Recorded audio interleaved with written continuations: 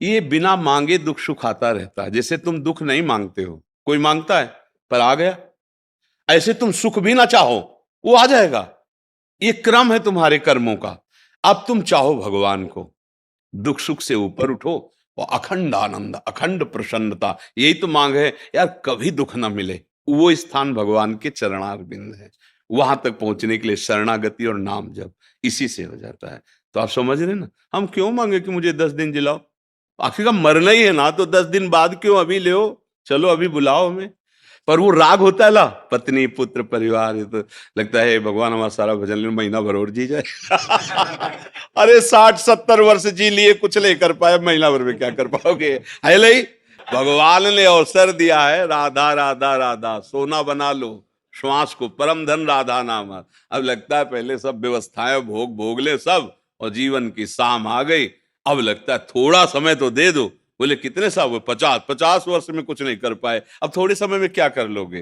तो हमारे पास जो अभी वर्तमान में समय है, चाहे वो एक श्वास हो या 1 मिनट हो, हम प्रियालाल का स्मरण करें, इसी से हमें मंगल हो जाएगा। हमारे प्रभु बड़े कृपालु हैं। एक सिद्धांत रखा है, अंतःमति सोगति।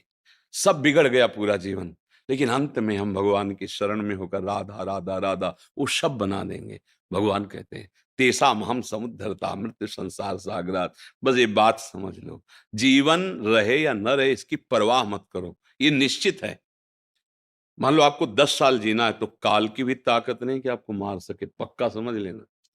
और भैया अगर शाम तक जाना है, तो फिर किसी की ताकत नहीं कि कोई बचा सके। तो हमें चाहिए निश्चिंत हो जाना, एक दिन मेरी मृत्यु होगी।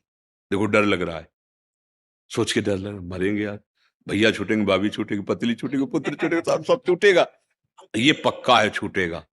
अब एक चीज ऐसी जो तुम्हें बचा लेगी, भयंकर दुख, भगवान का नाम, पक्का। ये ज्ञान विज्ञान जैसे आपके दिमाग में ना, इसकी सार्थकता है कि संसार का चिंतन छोड़कर प्रभु का चिंतन करो। अगर ये नहीं भैया तो सब व्यर्थ हो गया। बस नाम जप करो, भगवद आश्रित रहो और खूब कर्तव्य का पालन करो। भगवान ने तुम्हें सेवा के लिए अवसर दिया है, भगवत सेवा रूप से परिवार का पोषण करो, नाम जप करो, नशा न करो। सबसे प्रार्थना है, जो शराब पीते हो मत पीना। अगर हमारे पास आए हो तो मेरी बात, ये बुद्धि भ्रष्ट कर देती। मांस खाना कितना घृणित कार्य है यार, कितने गंदे स्वभाव हो रहे हैं। दूसरे का मांस खा रहे हो, तुम अपने को स्वस्थ, अपने को बुद्धिमान समझ रहे हो, अपने को ग्रेजुएट समझ रहे हो।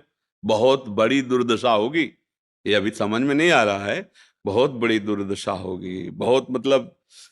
वो तो दृश्य सब देखे जाते हैं ना, पूरे ट्रक में बैठे आनंद से मस्त जा रहे, आग लग गई, गेट खुला नहीं, अंदर ही जल गए। क्यों? क्योंकि जला जला के जो खाया है ना, अब देख जलना कैसे लगता है, जिंदा जल। कार में आग लग गई, बोले कूदने का प्रयास किया, गेटे नहीं खुला, जल गए।